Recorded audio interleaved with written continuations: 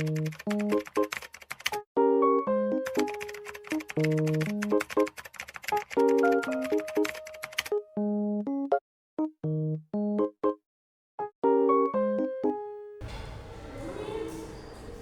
hamdalillah nahmaduhu wa nasta'inuhu wa nastaghfiruh wa na'udzu billahi min shururi anfusina wa min sayyiati a'malina may yahdihillahu fala mudilla lahu wa may yudhlilhu fala hadiya lahu.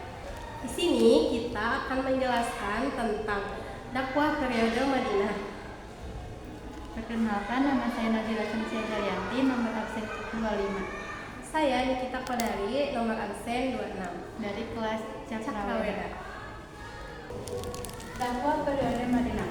Nabi Muhammad telah melaksanakan dakwah di Mekah selama kurang lebih 13 tahun.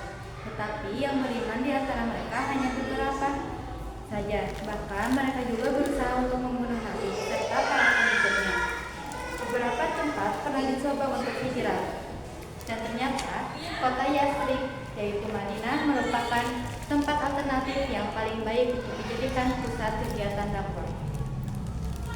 Faktor penyebab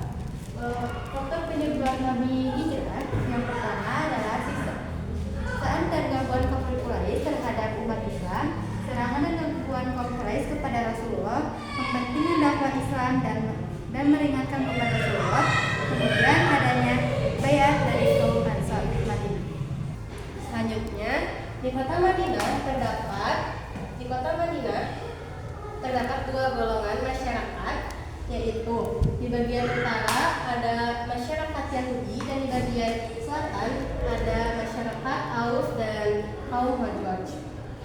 Kemudian pada tahun ke-10 Hijriah, Nabi diutus menjadi Rasul. Setelah diutus menjadi Rasul, beberapa orang dari suku Khazraj datang ke Mekah untuk melaksanakan haji. Pada tahun ke-12 sudah kenabian, telah dibuatnya perjanjian Aqabah atau disebut juga dengan perjanjian wanita atau Aqabah pertama. Perjanjian ini kenapa disebut perjanjian wanita? Karena pada saat itu hadir seorang wanita yang bernama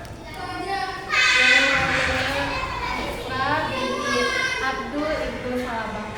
Kemudian isi perjanjian Aqabah pertama yaitu diantaranya yang pertama, kami tidak akan mempersekutukan Allah. Yang kedua, kami tidak akan mencuri. Yang ketiga, kami tidak akan berzina.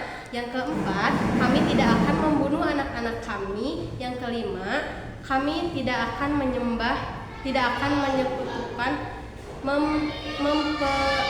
akan memfitnah dan menghasut. Yang keenam, kami tidak akan menyekutukan Nabi. Selanjutnya, pada tahun 13 Hijriah telah dibuat perjanjian Aqabah kedua.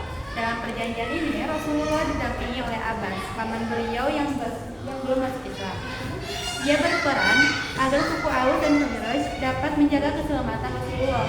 Mereka kemudian berjanji akan membela Rasulullah dan mendukung segala dakwah yang menjaga keselamatan Rasulullah.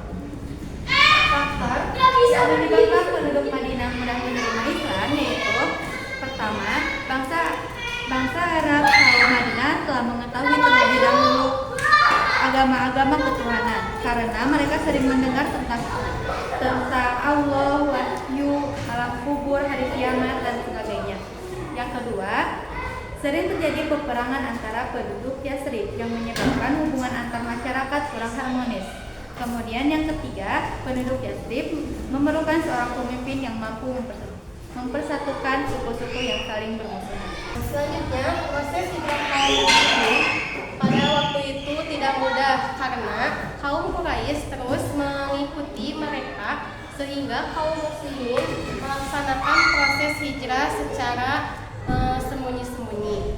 Berbeda dengan hijrahnya Umar bin Khattab yang menunjukkan keberanian di depan kaum muslimin, yaitu dengan mengatakan barang siapa yang istrinya ingin menjadi janda atau anaknya menjadi yatim, hendaklah dia menemuiku karena aku akan berhijrah. Lalu kaum Quraisy bersepakat untuk membunuh Rasulullah. Namun Allah Subhanahu wa taala memberitahu Kemudian Rasulullah mendampingi Abu Bakar As-Siddiq dan memberi kabar aksi jahat kafir Quraisy dan bersepakat untuk melakukan hijrah.